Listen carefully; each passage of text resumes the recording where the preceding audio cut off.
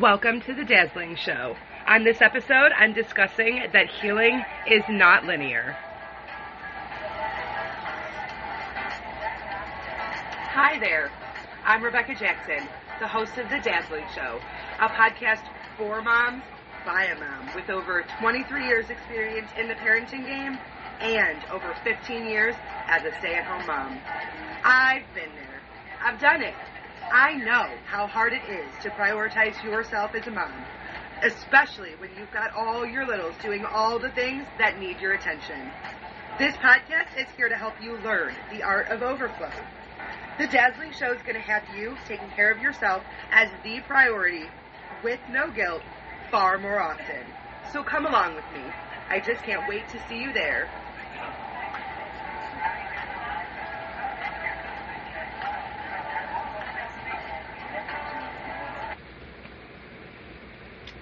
Welcome to the Dazzling Show. So, if you've come along on this journey so far with me, this is episode 3, and we discussed in episode 1 that frazzled does not need to be your default state as a mom. Then in episode 2, we discussed that self-care is not selfish, and I alluded to this week being about my healing journey, and that's exactly what this week's story is going to be about, a little bit specifically about my healing journey.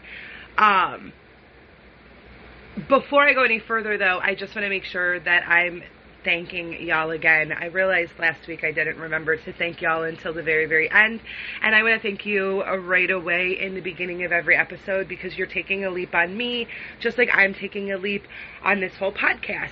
So I really do appreciate it with every single listener that I get and every follow that my podcast gets. It's really just confirming that leaning into this intuition of mine is the right thing to do.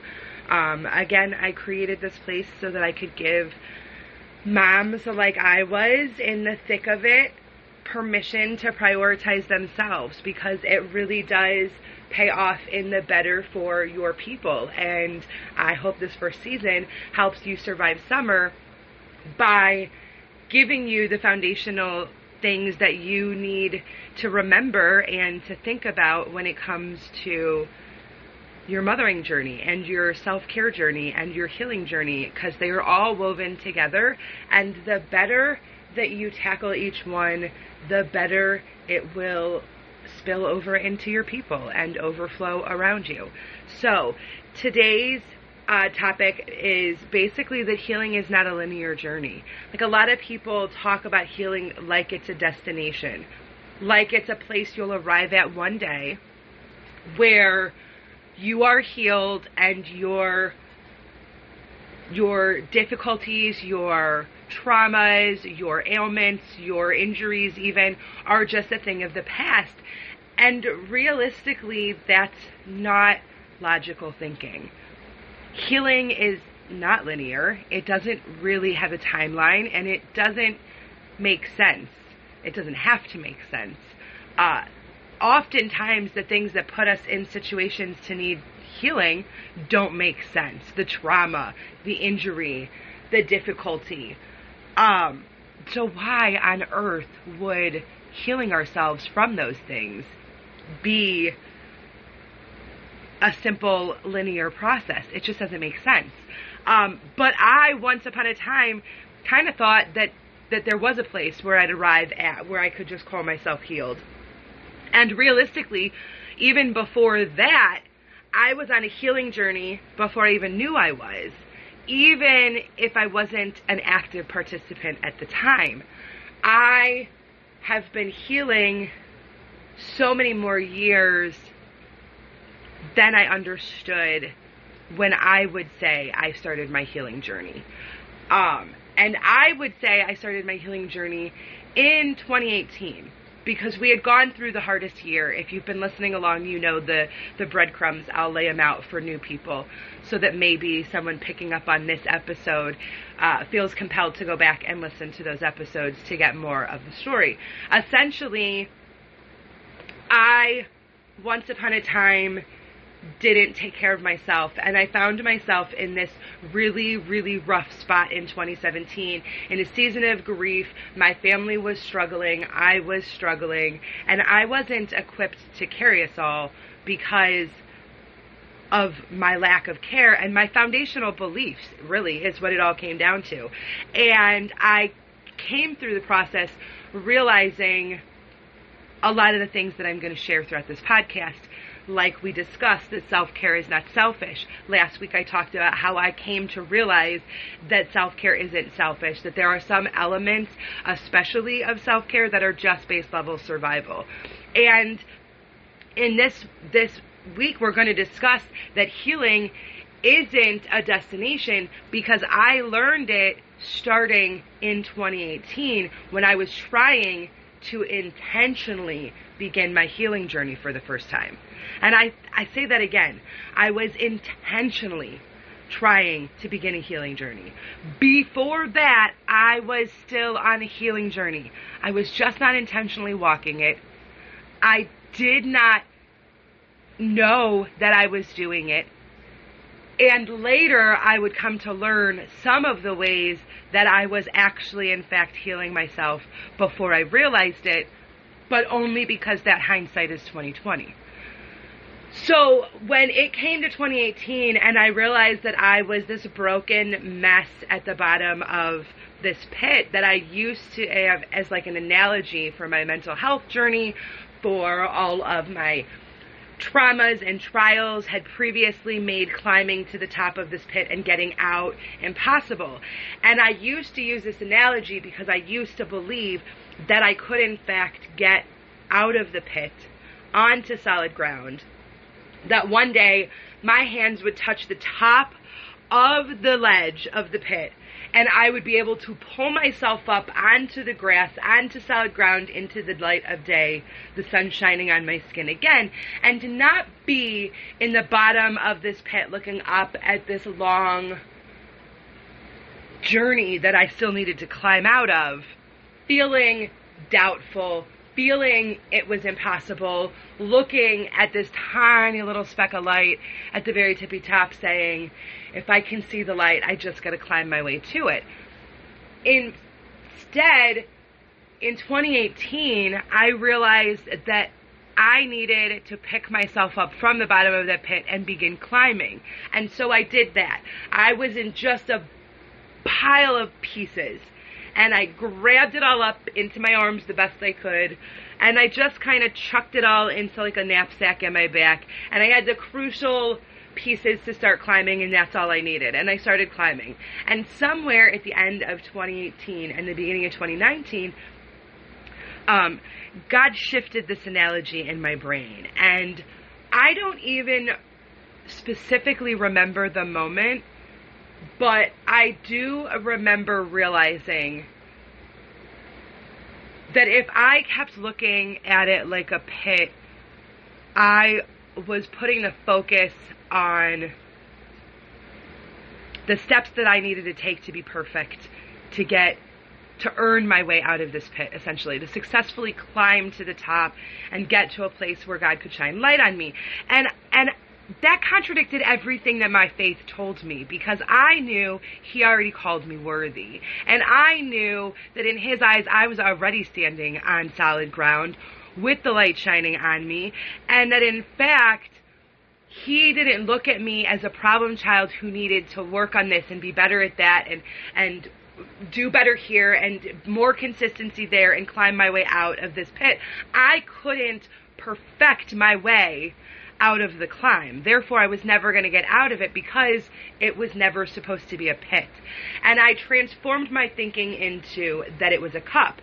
And so when I was left with that I was a vessel, I was a cup, I very literally picture an old school teacup. And it's funny that that's what I picture, because today I don't ever drink out of old school teacups. I never have anything out of a teacup, and on the rare occasion that I am drinking tea, I make it in one of my coffee mugs.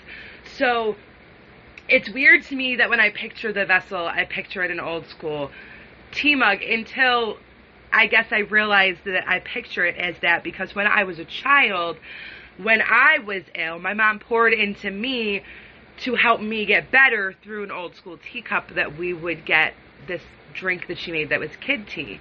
And when I was a parent and my kids were not feeling well, I started making it for them. And so I kind of carried that little not well, this is kind of one of Mama's medicine things that help settle the tummy. And it just, I don't know, it just works. Maybe it's the love of a mother's magic, I don't know. But so maybe that's why I pictured the old school teacup, is what I told myself. And I do probably believe that that's the reason. But I pictured this old school teacup, and I pictured that I am the teacup. And if I'm the teacup and I'm broken to pieces right now, that means my teacup is broken. And I'm supposed to be a vessel for God. So at this point, I feel a little bit like a failure. And there's a moment of shame spiral. And when the shame spiraled, I realized that it wasn't helping. I stopped the shame spiral by reminding myself of what I had just moments earlier grasped a hold of in my brain. And that was that he had me on solid ground. I was his vessel. So if I'm his vessel, who cares what got me here? I realized it for the very first time, and I'm going to start intentionally being his vessel. So the first thing I had to do was figure out how to put that cup back together. And somewhere in the beginning of 2019, I had always known of it, but I don't think I ever looked at it as symbolically as I do today. I came across the art of Kintsugi again, and I might be pronouncing that wrong. I'm not sure. Kintsugi, whatever. It is basically a Japanese art that takes broken or chipped pieces of china or porcelain, and it fixes it, like an old vase could be fixed, by gluing it back together with gold. And in that moment, I realized that I could glue myself back together with the gold that, in my case, I was looking at was the goodness of every bit of blessing that came out of all of the hard crap. And there's been a lot. I mean, when I tell some people kind of my origin story and my mom's story and the pieces of that have affected me, and even before that, things that happened to me in high school, when I discuss these things, these details, these intimate details of my life with the closest of my friends, I have been told so many times, wow, I can't believe you've been through all that. I've had more than a few people say it doesn't feel like it could be real all for one person to have to live and endure. And in that moment, when my brain processed that I could glue together my teacup to be a healed, intact vessel, not healed perfect, but repaired, intact vessel that was again capable of receiving the goodness of God to the point where I could hold on to it and let it spill over abundantly into my people, I could do that by looking for the goodness of all that terrible crap. And there's a lot of goodness.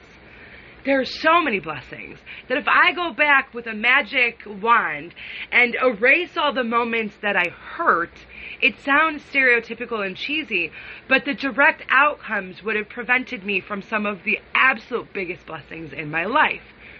So I never wanted to make it all go away for like it never happened. I just wanted it to go away in my brain, like it stopped affecting my day-to-day.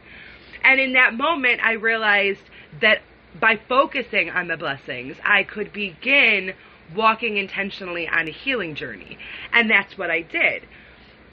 And I just kept paying attention to the little small voice that lived in me that I felt like I appointed to the voice of God. And it's not like an audible voice, but it's like this whisper that you know is there. And it's weird because I have a hearing loss, so I feel like, I hear it better because of that loss. Like, I feel like maybe other people have even more to quiet out. So it's a little easier for me, in my opinion, to go still. So maybe that's a blessing I've never thought of before, of my hearing loss. But it's like this still small whisper in your soul. And I started listening to that intentionally. And what I realized was intentional choices that I made in my parenting were healing me from things that I had lived through, because I was putting up my best offense to protect them from having to experience the same things. And it's ironic that I'd be recording this episode now, because I have just recently seen a meme that talks about how looking at your children and seeing them be more immature, so to speak, or childlike longer than you were able to, at first glance, it's like, wow, how are they? And then when you really pause and think about it, you realize why they are. Because they didn't have to go through the hard stuff that littered your childhood. Because you made intentional choices towards preventing that in your kids. And in every act of parenting them intentionally to prevent those things, you are reparenting yourself. And so whether you realize it or not, if you're doing those things, you are on a healing journey. And those things are helping you reset or correct the pattern for your kids or break those generational chains. And realistically, it was that pivot from pit to cup that helped me begin to walk the journey towards seeking overflow consistently in my life. And part of that is my self-care. A very large part of that is the way that I take care of myself and the boundaries that I set and the rituals that I practice and the routines that I keep and the decisions and the values that I live by. And those are all parts of my healing journey. And in my personal journey, I've found traditional therapy difficult. When I was 16 years old, this is like a bonus story inside the story. When I was 16 years old, I was in therapy and I was speaking to a therapist, I think it was weekly back then. And I thought maybe it would help the situation that was at hand. And then all of a sudden, I looked across the room in the middle of, I don't remember, a third or fourth session, and my therapist had fallen asleep in the middle of my sentence, in the middle of a story. And so for a very long time, I refused to care about being the one in the room that spoke, because I figured nobody cared what I had to say anyways. Like, I was already there kind of for how I was choosing to respond to the feeling of being invisible or second best in every scenario or just altogether not good enough. And the choices that I made to cope with that, and those are the things that got me there. And so to have a therapist fall asleep on a 16-year-old who already feels invisible and irrelevant is pretty convicting of that belief. Like, it's so deep in me. And so I struggle to use productive therapy, talk therapy for myself, because I was kind of forced to have to talk through it myself. I was kind of forced to have to be my own therapist through the process and use tools readily accessible to me by therapists who are so kind and who are so generous and who do choose to use their platform to help support and give words to the problems and the issues that other people are dealing with so that they can cope on their own. Because that's the route I had to go, because traditional talk therapy was broken for me at 16. But when my daughters began asking if they could speak to a therapist, I began healing myself of that by allowing them to go and begin building those relationships with therapists that they felt safe to discuss things with. Therefore, giving them the tools that they needed to be able to begin their own healing journeys and be intentional on them from a much younger age than I was. And if it had not been broken for me at the ripe age of 16, maybe it would have benefited me in a more traditional way, and maybe my story would have been littered with more healing intentionally sooner, but I wouldn't change any of it, because my healing story has taught me that absolutely every pain, absolutely every ache, absolutely every crack inside of my vessel was placed there for an intentional reason. And not all, but nearly, maybe all, and I just don't see the ways, but nearly all of them I can trace back to immediate blessings that I received as a result of having to go through the trial. So reframing the way that I looked at healing made it easier for me to grasp and accept that healing is not a place I will ever achieve. With me as the vessel, the amount of overflow I'm pouring is the best indication of where I am on my healing journey, whether I'm in an abundantly overflowing place or whether I'm in a place of deficit and drought, because I have learned to look at my life and my situation and my healing journey differently. So I really hope that you look at the hard things you've gone through. You look at the tricky situations, the traumas, whatever it is that littered your upbringing that you need to be healing from, and first of all, stop the shame spirals. I discussed earlier how I let myself go back into a shame spiral almost immediately after recognizing that I was a vessel, that I was already on solid ground, and that he wanted me to be a whole vessel so that I could spill over his glory. And then immediately after that, I found myself in a shame cycle. So I'm not shaming you for doing it, but like, if I can, as lovingly as I can, tell you that as moms, the thing we give ourselves the least is grace. We have so much grace for everyone around us, and we forget to extend that grace to ourselves. You are not perfect, but don't let yourself live in the shame. Live in the blessings instead.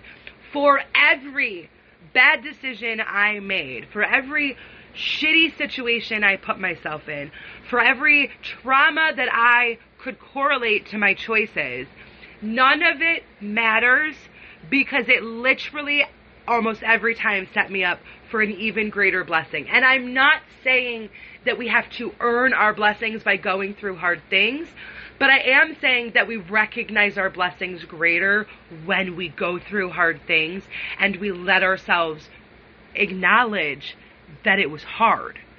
I think too often we dismiss and diminish our hard things because as moms, we're attending to and looking at everyone else. In episode 1, when I talked about how I got to frazzled in my mom journey, I talked about 2017 being the hardest year of my life. And I was literally being everything for everyone in that season. And all I was doing for myself was shaming myself for the moments that I fell short. There was no grace for me in that part of my story. And ultimately, that is what led to my breaking. Not my lack of self-care, not my lack of being carried by my Lord and Savior, not any of the rest of it. What led to me breaking was my lack of self-given grace. And when I finally realized that I needed to give myself grace for the roles that I played and the places I put myself and the decisions I made and all the ways that you could say I contributed to my own downfall, in fact, were opportunities for me to be resilient and shine through, and then recognize the blessings that I would receive all the clearer, because I had a spectrum. Because I'd been through hard shit, just like I know you guys have been. And so I really hope that this episode, I'm going to keep it a little short and sweet because it's a little heavier of a topic. And I know it could potentially be a little bit of a trigger. I've been through lots of victim situations in my life, and I no longer look at myself as those. I don't speak the victim titles in my brain or in my mouth anymore as part of my healing journey. So I'm not going to include my tattered bits.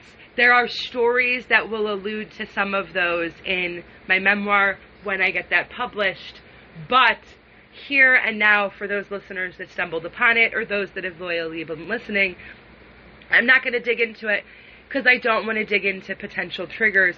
But there are things, and they don't define me, but they shaped the way I look at the world. And because of that, I see blessings in places that I would never have seen the blessings before.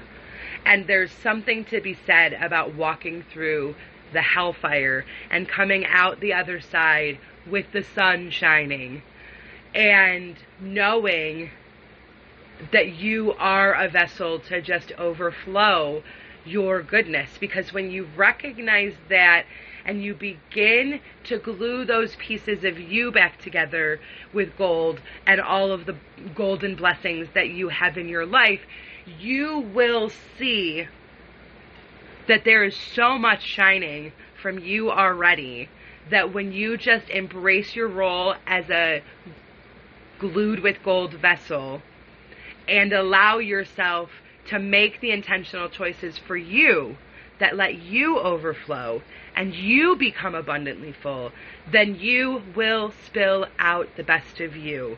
And healing is a huge piece of that. And taking the timeline off of it, or the final destination in the process out of it, you will allow yourself to ride the ride that is healing.